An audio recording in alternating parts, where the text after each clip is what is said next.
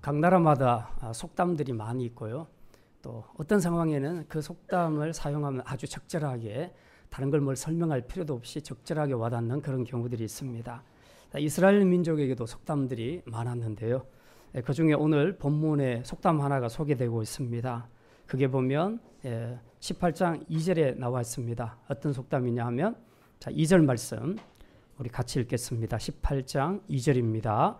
너희가 이스라엘 땅에 관한 속담에 이르기를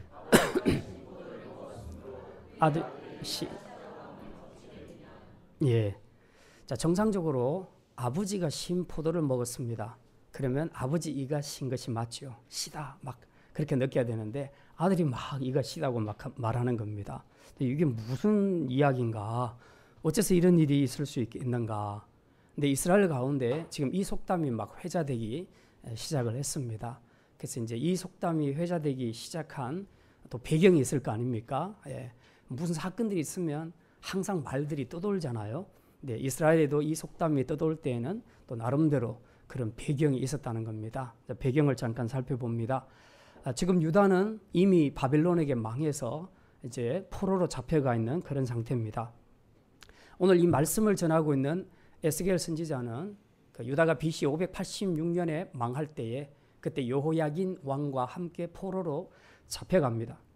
그리고 거기서 5년 지났을 때 하나님께로부터 선지자로 부름을 받게 되고 그때부터 22년간 선지자 생활을 그 땅에서 바벨론 땅에서 하게 됩니다. 지금 유대 백성들이 있는 그곳은 그발 강가의 텔아비브라는 곳인데요. 당시에 유프라테스 강과 연결되는 대운하가 건설되고 있었습니다. 학자들의 주장에 의하면 이 큰 공사에 상당히 많은 인력들이 필요한데 그때 누구를 썼냐? 이제 포로로 잡혀온 유대인들도 거기에 많이 사용을 했다는 것입니다. 그러니 하루하루 생활이 얼마나 고달팠겠습니까? 매일매일 노가다 한다고 생각해 보십시오. 굉장히 힘들겠죠. 그래서 너무 삶이 힘들고 지친 가운데서 이제 자기들끼리 푸념으로 내뱉는 말, 그 말들이 회자되기 시작했는데 이제 그 말 중에 하나가 바로 오늘 2절에 읽었던 내용입니다. 아버지가 신 포도를 먹었는데 아들이 이가 시다 하는 이제 이 속담들이 자꾸 회자되기가 시작했습니다. 이제 이게 무슨 말이냐 하면 지금 바벨론에 의해서 고난받고 있는 바로 이 고통이 자신들의 죄 때문이 아니고 조상들의 죄 때문에 그렇게 됐다라고 생각을 한다는 겁니다. 그러니까 죄는 조상이 지었는데 왜 벌은 우리가 받냐? 지금 이런 불만이 있는 겁니다. 그래서 이런 불만들을 토로하면서 29절에 보면 이건 참 공평하지 않다라고 말합니다. 29절 말씀 이제 사실 오늘 18장 전부 다 읽어야 되는데요. 너무 길어서 제가 좀 뺐습니다. 29절 말씀 같이 읽습니다. 그런데 이스라엘 족속은 이르기를 주의 길이 공평하지 아니하다 하는도다. 거기까지요. 이스라엘 족속들은 말하기를 이거 공평하지 못합니다. 왜 우리 조상들이 죄 지었는데 우리가 포로로 끌려와서 이런 고생을 당하고 있습니까? 인간적으로 생각하면 우리가 충분히 이해할 수 있는 말이죠. 자, 그런데 하나님의 대답은 어떤가? 29절 우리 방금 거기 읽었던 그 다음부터 봅니다. 이스라엘 족속아부터 시작.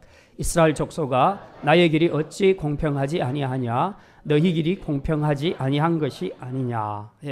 지금 억울합니다. 이건 불공평합니다. 라고 말하는 이스라엘을 향해서 아니다. 난 참 지금 공평하게 하고 있다. 라고 하나님께서 말씀합니다. 그리고 거기다가 더 강하게 하나님께서 이 말씀으로 덧붙여서 말씀합니다. 3절 말씀 앞으로 3절로 들어옵니다. 3절 말씀 같이 읽습니다. 주 여호와의 말씀이니라 내가 나의 삶을 두고 맹세하노니 너희가 이스라엘 가운데에서 다시는 이 속담을 쓰지 못하게 하리라. 지금 억울하다, 불공평하다 이렇게 푸념하는 이스라엘을 향해서 아니다, 난 공평하게 하고 있어. 그렇게 말씀하시면서 이제 근거를 하나 제시를 하는데요. 이 근거를 들어보면 너희가 이제 다시는 이 속담을 입에 못 올릴 거야. 근데 그 근거를 지금 차례차례 하나님께서 제시합니다. 사실 우리가 쓰는 속담 중에도 그런 말이 있습니다. 잘 되면 내 탓, 잘못되면 누구 탓? 조상 탓. 예. 그러니까 내 실패가 그리고 내 문제가 사실은 내가 아닌 내 조상, 우리 부모님 탓이라는 생각을 하는 경우들이 많다는 것입니다.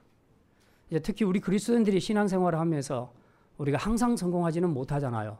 그러니까 특별히 자주 실패하고 자주 넘어지는 그런 사람들의 경우에 왜 나는 한번 마음먹으면 신앙생활 제대로 못할까? 내가 실패하는 이유가 뭘까? 이제 이런 것들을 막 분석을 나름대로 많이 해보지 않습니까? 해보면서 어떤 사람들은 내가 문제가 있어. 이렇게 생각하는 사람이 있는가 하면 어떤 사람들은 내가 문제가 있는 건 맞는데 이걸 따지고 올라가 보니까 우리 조상들이 문제야. 우리 부모님이 문제야. 부모님 때문에 내가 이렇게 됐어. 잘못된 가정 환경 때문에 내가 이렇게 됐어. 이제 그렇게 말하는 사람들도 있다는 겁니다.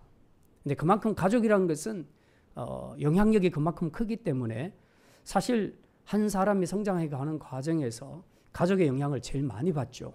그래서 어떤 부모를 만나느냐에 따라서 자녀들의 인생이 굉장히 많이 바뀌기도 합니다.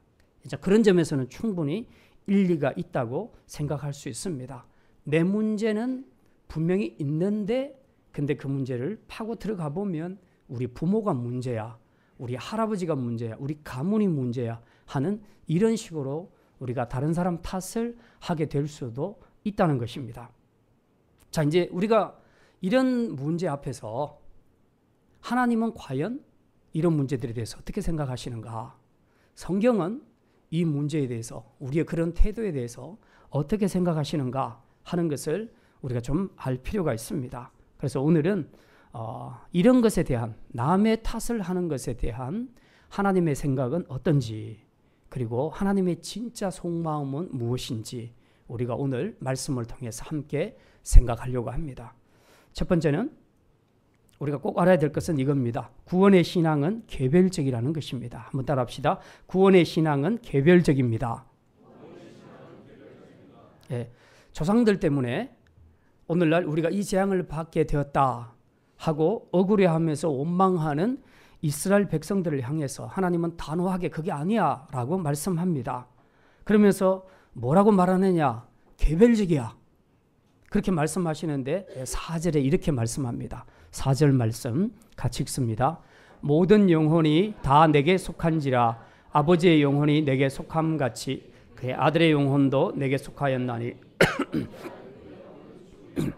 예, 이 말은 지금 하나님께서는 모든 영혼을 개별적으로 창조하셨다는 겁니다. 집단적으로 막 대한민국 국민들 만들어져라 막 이렇게 만든 것이 아니고요.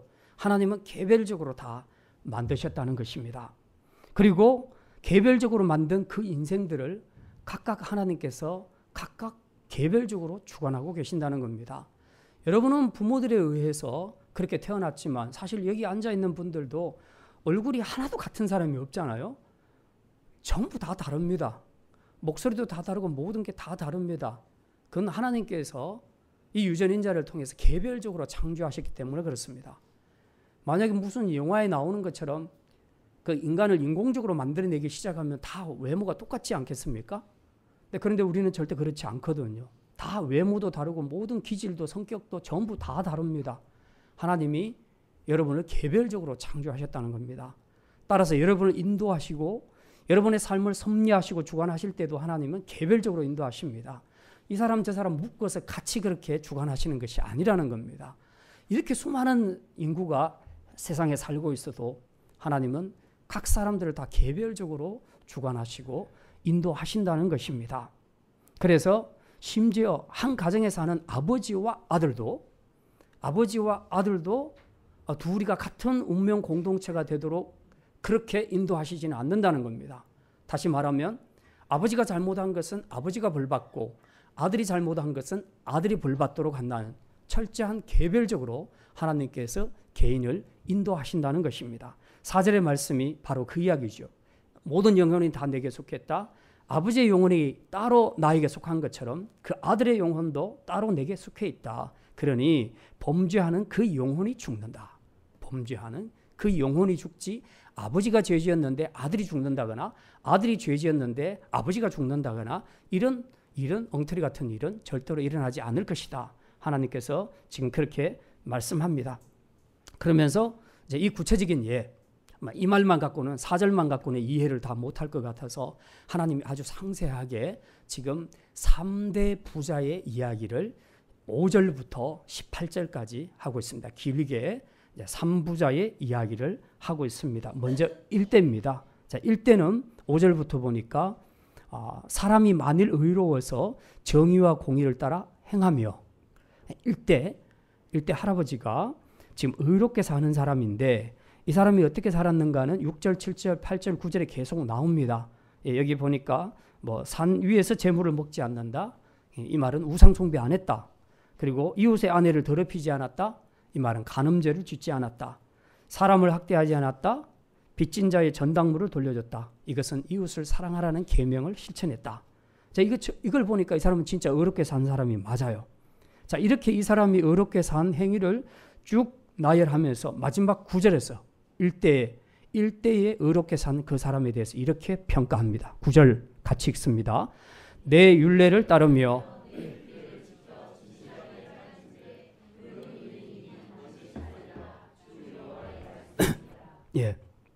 내 율례를 따르며 내 규례를 지켜 진실하게 행했다면 그 사람은 의인이다. 그렇다면 그는 살 것이다. 이건 너무나 당연한 평가죠. 하나님이 그렇게 평가하신다는 겁니다. 자, 2대입니다. 2대는 여기 10절부터 13절까지 나와 있습니다. 이 내용은 완전히 반대예요. 이 의로운 할아버지 밑에 태어난 그 아들은 완전히 반대로 살아간다는 겁니다. 그래서 아버지가 했던 그대로가 아니라 그 반대로 악을 행하면서 살아간다는 것이죠. 자, 이런 사람은 어떻게 될 것인가? 13절에 2대 그 아들에 대한 평가를 하고 있습니다. 13절 말씀 같이 읽습니다. 별일을 위하여 구워지거나 결코 살지 못하리니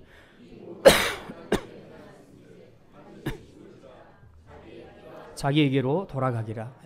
아무리 훌륭한 아버지 밑에서 자랐어도 아들이 죄를 지었다면 그는 아버지가 의롭기 때문에 그냥 내가 자동으로 구원받게 된다. 이런 거 해당 안 된다는 겁니다. 아버지가 아무리 의로워도 아들이 불의하게 살았으면 아들은 불의한 대로 자기가 행한 대로 그 심판을 받게 될 것이다. 이게 하나님의 심판하시는 기준이라는 겁니다. 자, 3대째 아들입니다. 3대째 아들은 14절부터 18절까지 나와 있습니다. 이 아들은 또 묘하게 아버지하고 다르게 또 의롭게 살아갑니다. 오히려 할아버지를 닮았죠. 아버지와 반대되는 그런 삶을 삽니다. 자, 이 3대째 아들에 대한 평가는 어떻게 하고 있습니까? 자, 여기 17절, 18절에 같이 읽습니다. 손을 금하여 가난한 자를 압제하지 아니하며 이자를 받지 아니하며 내 규례를 지키며 내 율례를 행할진대 이 사람은 그의 아버지의 죄악으로 죽지 아니하고 반드시 살겠고. 거기까지. 그러니까 아버지가 아무리 악해도 아들이 의롭게 살면 그 사람은 아버지하고 전혀 관계없이 율례를 잘 지켰으니까 죽지 않고 반드시 살 것이다. 이렇게 말씀한다는 겁니다. 결과적으로 뭘 지금 말하고 있습니까? 3대째를 보게 되면 결국은 아버지의 선이나 악이 자식에게 미치지 못한다는 겁니다.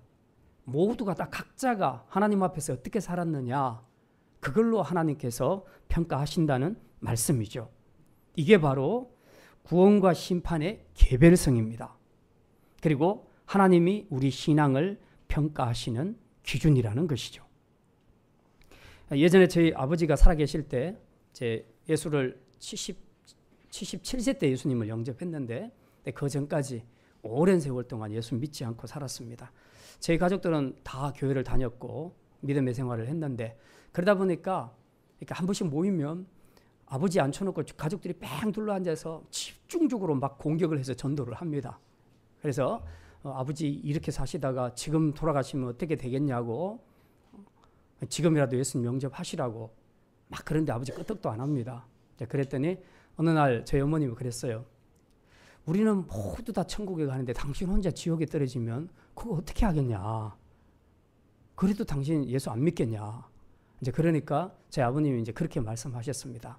봐라, 우리 가족들이 나 빼고 이렇게 다 믿지 않냐. 이렇게 뺑 둘러서서 나를 지금 보호하고 있는데 마지막에 천국에 갈 때 니네들 다 올라갈 때 나도 개다리 잡고 올라가면 하나님이 안 받아주시겠냐.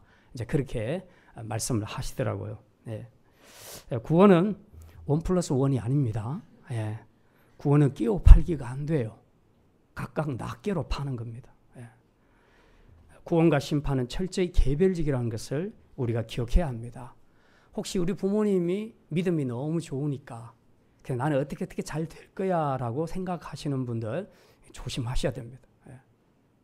우리의 구원과 신앙은 철저하게 개별적으로 하나님께서 판단하신다는 것을 우리가 분명히 기억해야 합니다.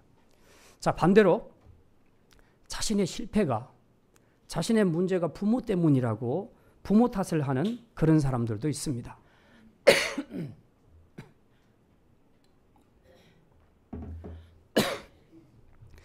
제가 예전에 상담학을 공부할 때 보면 알코올 중독자나 또 폭력을 쓰는 사람들, 이렇게 중독자들을 보게 되면 그 아버지가 똑같이 알코올 중독자이거나 그 폭력 중독자인 그런 경우들이 많았습니다.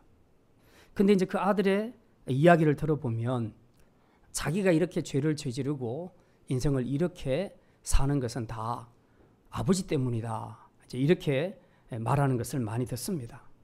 자신이 술 먹고 누군가를 때리고 부수고 그렇게 해를 끼친 것, 그거는 자기가 한 것이 맞지만 결론적으로 파고 들어가면 내가 이렇게 된 것은 다 아버지 때문이다 라고 그렇게 말한다는 거죠. 결국 사람들이 볼 때는 자기가 가해자라고 하지만 사실은 알고 보면 자기도 피해자다. 이제 이런 논리입니다. 그런데 최근에 외국이나 또 심지어 우리나라까지라도 이제 이런 주장들이 받아들여지고 있습니다.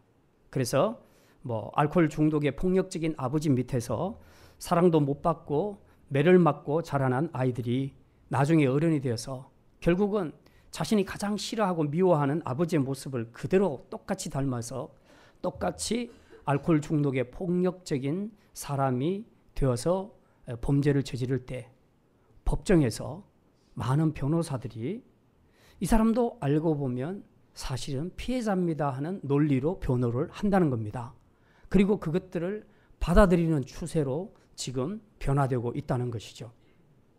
그만큼 어떤 사람의 행위를 평가할 때에 단지 그 시점에서만 평가하는 것이 아니라 그렇게 행동하도록 일으킨 원인이 어디 있는가를 분석을 해보면 결국은 타자에게로 가는 겁니다. 아버지 혹은 가정환경 이런 것들로 가게 된다는 거죠. 심리학적으로 보면 상당히 일리가 있고 또 맞기도 합니다.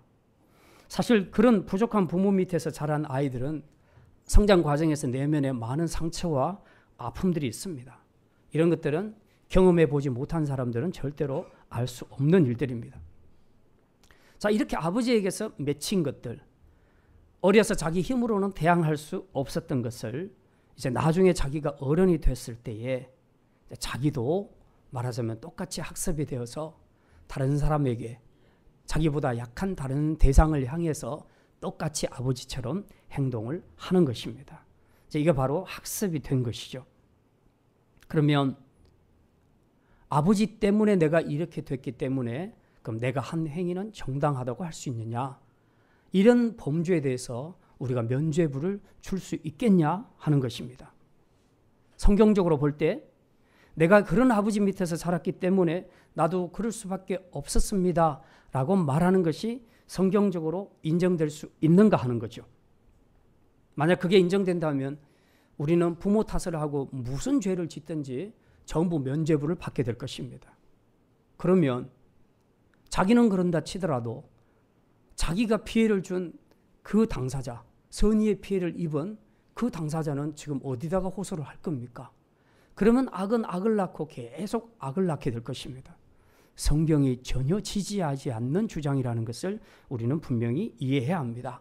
물론 그 성장 과정에서 힘든 상처와 아픔들은 충분히 이해하지만 그럼에도 불구하고 성경이 우리에게 주는 결론은 절대로 아버지를 닮아서는 안 된다는 것입니다.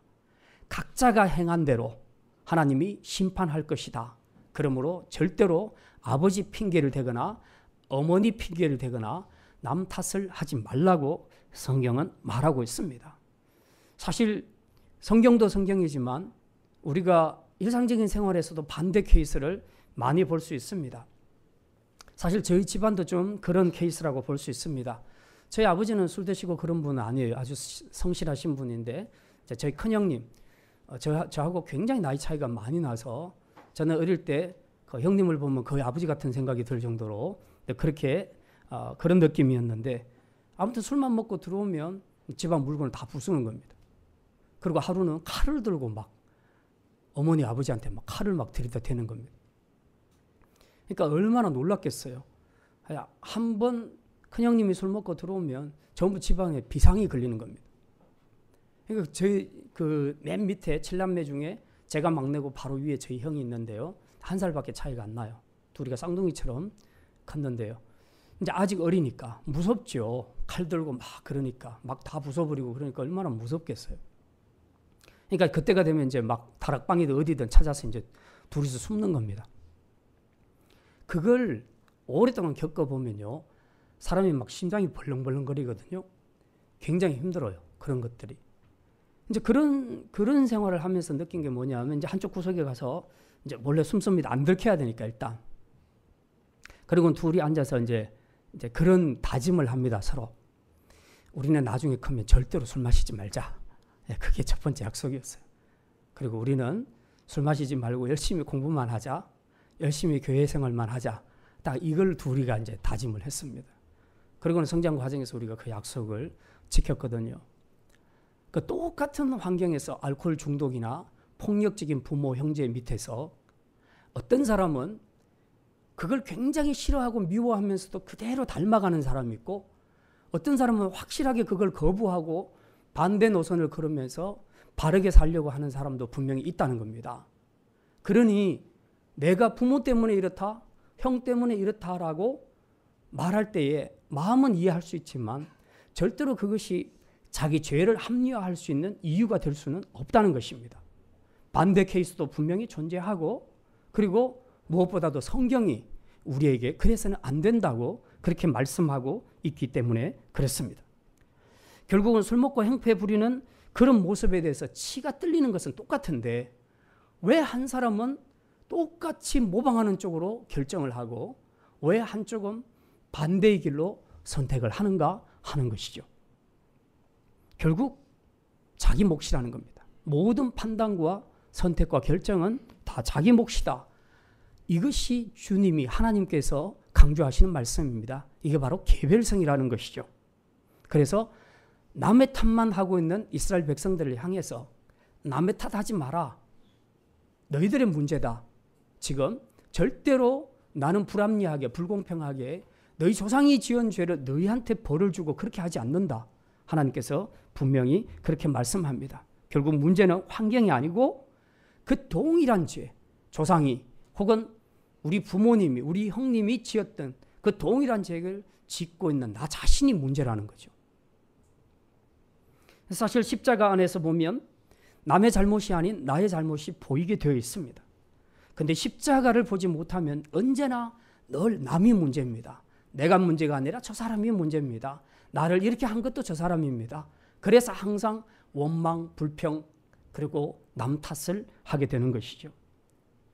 하나님이 지금 아버지가 신포도를 먹었는데 아들이 이가 시다 라는 속담을 쓰지 못하게 하겠다라고 단언하시는 것은 나 너희들 이참에 확실하게 벌 줄 거야. 지금 그런 뜻이 아닙니다. 그것 때문에 그런 것이 아니라 잘 생각해봐라. 나는 공평한데 근데 너희들이 지금 왜 이런 주장을 하고 있냐? 그러면 내가 이론적으로 말하겠다.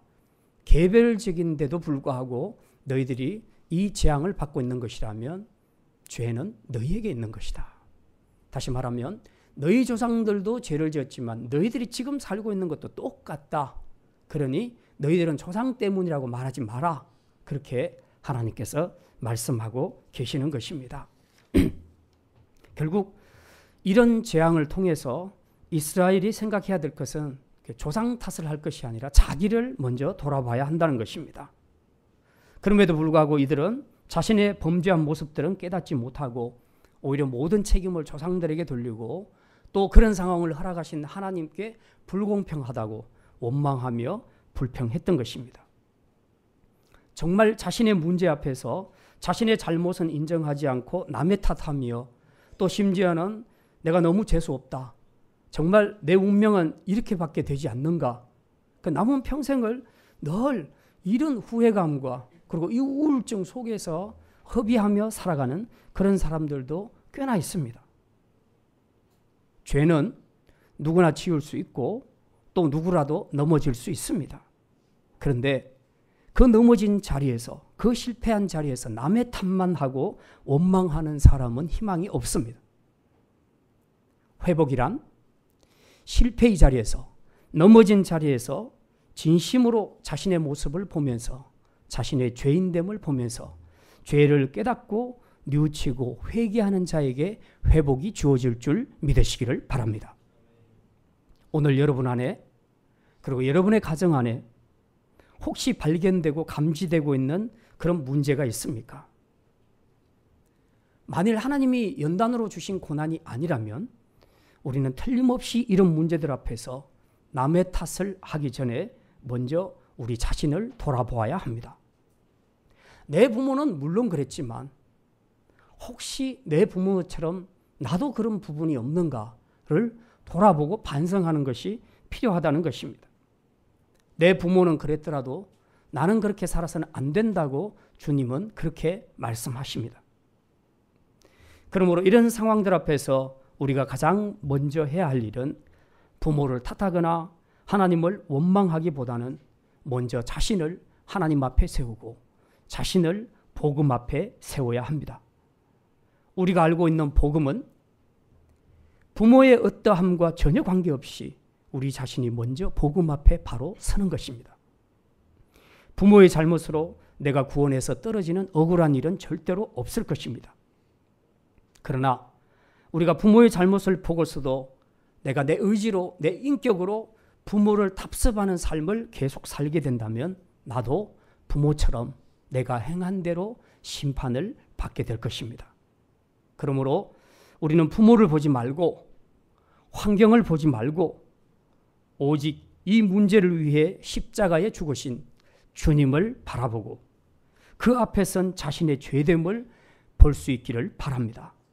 그래서 그 복음 앞에서 주님이 원하는 삶으로 결단하여 여러분이 주 안에서 행한 믿음의 삶으로 주님께 인정받고 구원의 축복을 누리는 성도들이 다 되시기를 바랍니다. 두 번째입니다. 구원의 신앙은 현재적입니다. 한번 따라합시다. 구원의 신앙은 현재적입니다. 21절 말씀, 18장 21절 말씀 우리 같이 읽겠습니다. 그러나 악인이 만일 그가 행한 모든 죄에서 돌이켜 떠나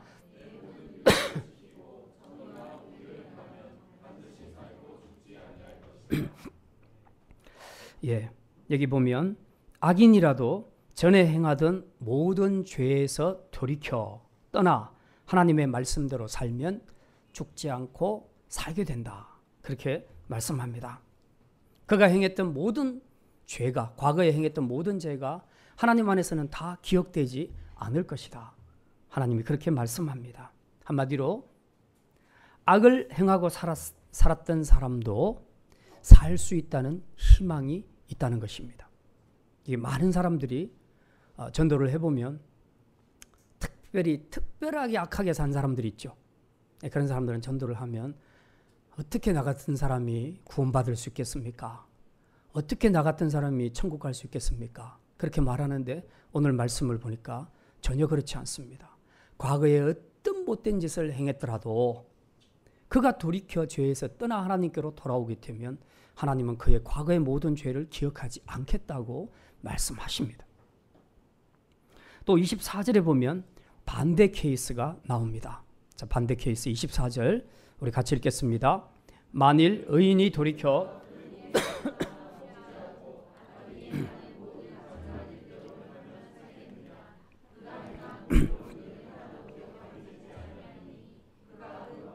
물과 그 지은 죄로 죽으리라.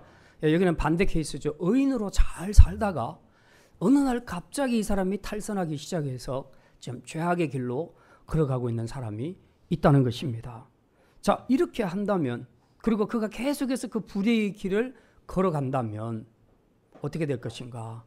그가 과거에 행했던 그 선한 것들은 하나님의 기억 속에 다 사라지게 될 것이다. 결국 지금 말씀하시는 내용이 뭡니까? 신앙은 현재라는 겁니다. 신앙은 현재다. 과거에 아무리 믿음으로 잘 살았어도 지금 죄짓고 살면 소용이 없다는 겁니다. 반면에 과거에 아무리 악을 행했어도 지금 내가 하나님의 뜻대로 살면 하나님은 그걸로 최종 평가를 하신다. 그렇게 말씀합니다. 신앙은 과거도 미래도 아니고 현재입니다. 과거에 내가 어떻게 살았는가? 혹은 내가 앞으로 미래에 어떻게 잘 살겠다는 그 입술의 고백보다 중요한 것은 지금, 영어로 here and now, 지금 이 자리에서, 하나님이 세워주신 자리에서 내가 믿음으로 살고 있느냐, 그것이 하나님이 보시는 최종 평가 기준이라는 것입니다.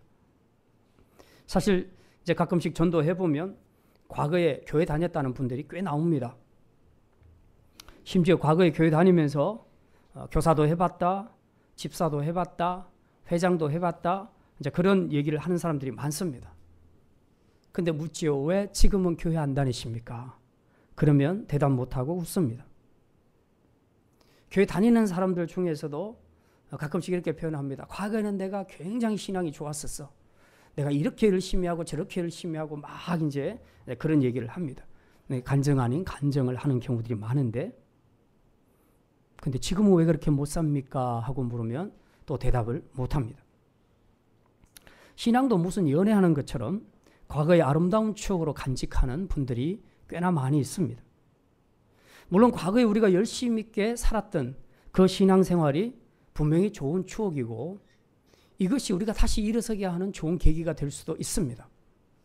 그러나 결과적으로 그게 현재로 이어지지 않는다면 과거에 열심히 살았던 그 신앙생활은 아무 의미가 없어지는 것이죠.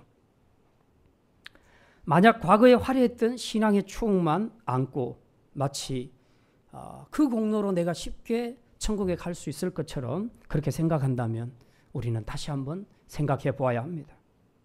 지금 신앙생활 제대로 하고 있지 않는 상태에서 지금 내가 그렇게 제대로 못 사는데 지금 주님이 재림하신다면 주님은 도대체 날 뭘로 보고 평가를 하실 것인가? 과거에 내가 열심히 잘 살았던 것, 열심히 잘 섬겼던 그 성적을 갖고, 그 평점을 갖고 지금 내가 믿음으로 전혀 못 살고 있는데 지금 주님은 그 평점을 갖고 나를 천국에 데려가실 것인가? 그게 아니라는 겁니다. 결국은 우리가 과거에 그 믿음으로 살았던 것이 좋은 평점으로 이어지려면 현재의 신앙으로 이어져야 한다는 것이죠. 과거에 내가 믿음으로 잘 살았던 것에 대한 무슨 가산점이 있기를 바라면 안 됩니다. 전혀 무관합니다. 신앙은 언제나 현재입니다. 제가 안타깝게 생각하는 교회 후배가 하나 있습니다. 학생 시절에 그 집 가정도 굉장히 어려웠었는데 그런 것 아랑곳하지 않고 열심히 교회 생활하면서 믿지 않는 가족들을 위해서 날마다 나와서 교회에서 기도하고 정말 열심히 섬겼던 그야말로 본이 되는 그런 학생이었습니다. 그런데 이 친구가 대학교 가서 전공을 철학 공부를 하기 시작을 하더니 완전히 철학에 빠져서 기독교를 버렸습니다. 나중에 만나보니까 완전 불신자가 되어 있어요. 사상적으로 완전히 불신자가 되어 있습니다. 그런데 이 친구가 하는 말이 그런 얘기를 합니다. 그래도 가끔씩은 자기가 예전에 불렀던 그 복음성가를 부른대요. 걔가 음악을 되게 잘했거든요. 피아노를 치면서 노래를 막 했는데 그걸 지금도 집에서 하고 있대요. 너 예수님 믿지도 않으면서 무슨 찬양을 하냐? 그냥 추억이 돼요. 추억으로 그렇게 한대요. 신앙은 추억도 아니고 과거도 아니고 미래도 아니고 오직 현재라는 것을 우리는 기억해야 합니다. 지금 내가 하나님을 멀리하고 산다면 평점은 지금 것으로 받는 겁니다. 과거에 잘한 것이 지금의 그 평점에 전혀 반영이 안 된다는 것입니다. 그래서 우리는 더 두렵고 떨림으로 우리의 신앙을 지켜가야 합니다. 예전에 아무리 믿음으로 잘 살았어도 지금 못 산다면 무슨 의미가 있겠습니까? 그래서 우리는 교만하지 말고 두렵고 떨림으로 날마다 깨어 경성하여 자신의 믿음을 지켜가야 하는 것입니다. 자, 이제 마지막 세 번째 말씀입니다. 하나님의 진심은 죄인이 회개하고 죄를 떠나는 것입니다. 한번 따라합시다. 하나님의 진심은 죄인이 회개하고 죄를 떠나는 것입니다.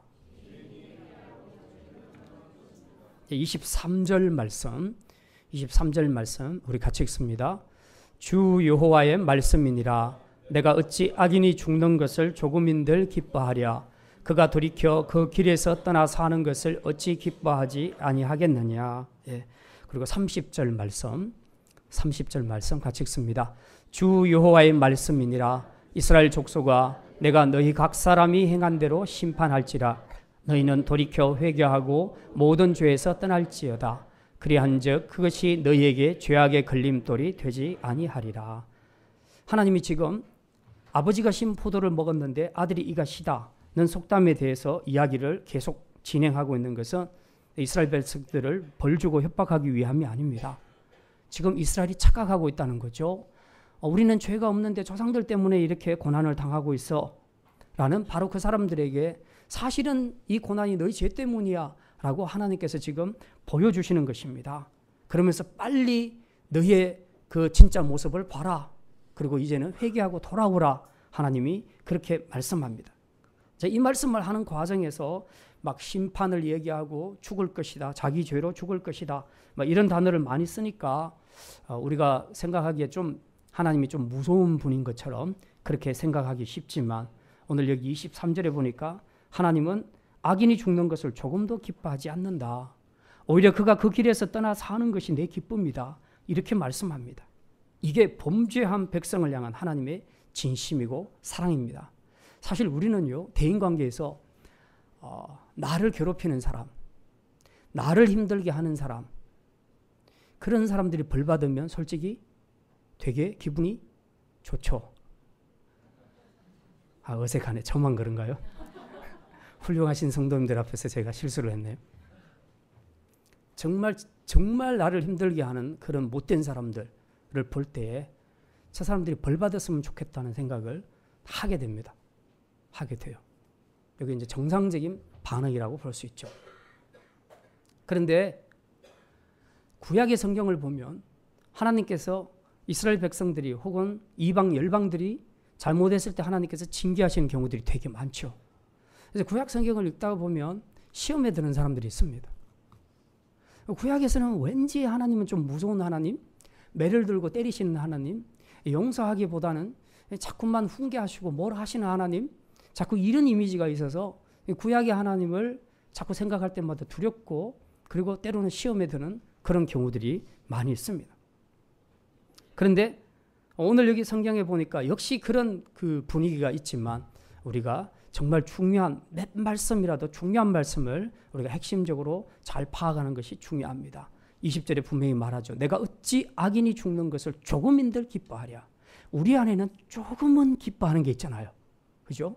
악인들이 벌 받으면 조금은 기뻐하죠. 이건 동의하시죠? 아까 건 동의 못해도. 예. 하나님은 조금도 기뻐하지 않는다. 악인이 벌 받는 걸 보고 안타깝게 생각한다는 거죠. 하나님께서. 예. 그 다음에 그가 돌이켜 그 길에서 떠나 사는 것을 볼 때 기뻐한다. 그 예전에 어떤 며느리가 그런 이야기를 합니다. 우리 어머니가 권사님이고 이제 며느리가 시집 와서 아직 집사는 안 됐고 성도로 생활을 하는데 권사님이 시어머님이 너무 좀 며느리 눈에 보기에 위선적으로 보인 겁니다. 집에서 하는 것이 너무 아닌 거예요. 근데 교회 가서는 엄청 존경받는 권사님으로 그렇게 사는데 늘 마음에 그런 갈등이 있었던 거죠. 그래서 목사님하고 상담하면서 그런 얘기를 합니다. 저희 시어머니가 너무 미워요. 근데 저런 분이 훌륭한 권사님이라고 교회에서 말을 하니까 더 자기는 답답하다는 거죠. 그래서 목사님이 그렇게 말합니다. 그래도 그거 다 용서하시고 이해하시고 당신이 믿음으로 서는 것이 중요합니다. 자, 그렇게 얘기하니까 그런 얘기를 해요. 만약 우리 어머니가 가는 천국이라면 저는 안 가고 싶어요. 자, 그렇게 말했다는 겁니다. 이게 진짜 문제죠. 어머니가 가는 천국 내가 가기 싫다. 우리가 참 이렇게 우리 마음은 그런 것이 있습니다. 내가 미워하는 사람이 같이 천국까지 간다는 건 되게 부담스러운 일이야. 너무 부담스럽다. 같이 차 마시고 식사하는 것도 싫은데 천국에서 영원히 같이 살아야 되니까. 영원히 같이 살 걸 생각하니까 시어머니하고 도저히 살 수가 없는 거예요. 차라리 내 교회 안 가고 말지. 그런 생각이 들 수 있는 거죠. 이게 솔직히 우리 죄인된 본성, 이 성품이죠. 하나님 안에서는 그런 게 없어요. 그가 돌이켜서 오는 것을 하나님은 정말 기뻐하신다고 오늘 23절에 그렇게 말씀하고 있습니다.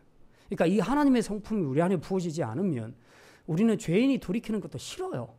그냥 저렇게 살다가 벌받고 죽기를 바라지 싫어요. 우리 마음속에 그런 것이 있단 말입니다.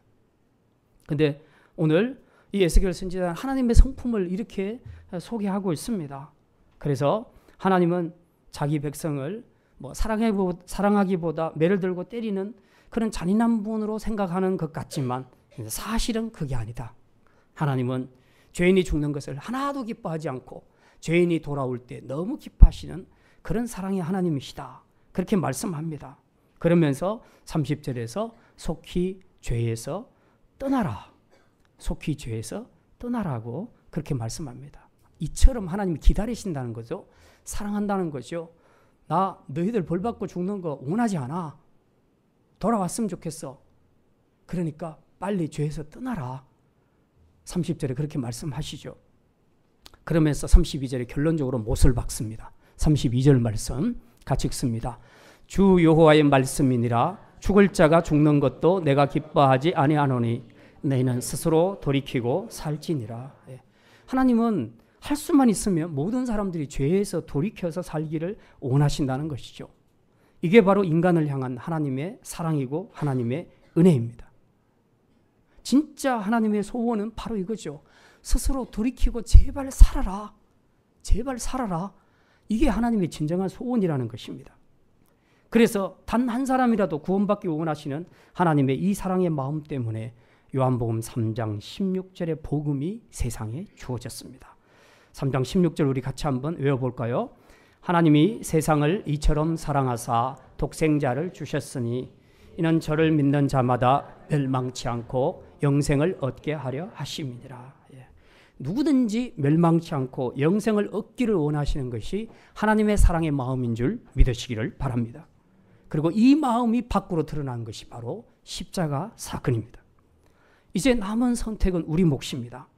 이대로 쭉 죄 가운데 살면서 평생 남의 탓하고 원망하고 불평하고 내 인생은 왜 이 모양이야 하고 우울해하면서 그렇게 평생 살 것인지, 아니면 비록 주어진 환경 그리고 심지어 안 좋은 부모 만나서 어려움을 겪지만 이런 상황과 환경과 전혀 관계없이 내게 주신 십자가 복음, 십자가 사랑 앞에서 내가 믿음으로 결단하고 내 몫의 믿음으로 하나님 앞에 설 것인가? 결단은 여러분의 몫입니다. 이제 여러분이 여러분의 운명을 선택할 시간입니다. 이제 여러분은 어떤 삶을 선택하시겠습니까? 이제 말씀을 마칩니다. 우리는 우리의 신앙과 구원은 누군가의 덕을 보거나 누구의 죄를 뒤집어 쓰는 것이 아닌 철저히 자기 믿음과 자기 행위를 따라 평가받는 개별적 신앙임을 분명히 기억해야 합니다. 또한 우리 신앙은 과거의 어떠함도 미래에 대한 어떤 그럴듯한 고백도 아닌 지금 현재 내가 선 자리에서 믿음으로 사는 모습에 따라 평가받는 현재적인 것임을 기억해야 합니다. 그래서 이제 우리 스스로 우리의 신앙의 평점을 한번 내려보시고, 혹시라도 지금 주님이 오신다 해도 내가 살아왔던 이대로 쭉 살아도 좋겠는지 다시 한번 돌아보시고, 지금까지 어떻게 살아왔든지 관계없이 이제부터라도 내가 그동안 했던 남을 탓하며 원망하며 불평하며 또 우울증에 빠져서 살았던 내 삶에서 벗어나서 이제 주님의 권고대로 오직 주님만을 의지하는 참된 신자로서 살겠다는 믿음의 결단을 통해 여러분의 남은 인생이 역전의 축복으로 채워지는 복된 인생이 되시기를 주님의 이름으로 축원합니다. 기도합니다. 하나님, 그렇습니다. 우리의 신앙은 우리 조상들의 덕을 보거나 누군가의 죄를 억울하게 뒤집어 쓰는 그런 신앙이 아니라 철저하게 자기 믿음과 자기의 행위를 따라서 평가받는 개별적인 신앙임을 우리가 깨닫습니다. 또한 우리의 신앙은 과거의 화려함도 아니요 미래에 대한 장밋빛 같은 설계도 고백도 아니고 오직 하나님이 현재 세워주신 이 자리에서 믿음으로 사는 바로 그것, 이 현재적인 것임을 우리가 다시 한번 깨닫습니다. 참으로 하나님께서 오늘도 우리를 기다리고 계시며 하나님의 진정한 마음은 우리가 죄에서 떠나서 참으로 삶의 길로 돌아오기를 기다리는 것이라는 것을 우리로 깨닫게 하시사 이제까지 살아왔던 우리의 모든 삶을 다 정리하고 이제부터 참된 신자로서 하나님 앞에 믿음으로 말씀대로 살겠다는 이 참된 신자의 결단을 좇아서 이제 남은 평생 주님 안에서 위로받고 축복받으며 살아갈 수 있는 복된 인생들 되게 하여 주시옵소서. 감사드리며 이 모든 말씀 우리 주 예수 그리스도의 이름으로 기도드립니다.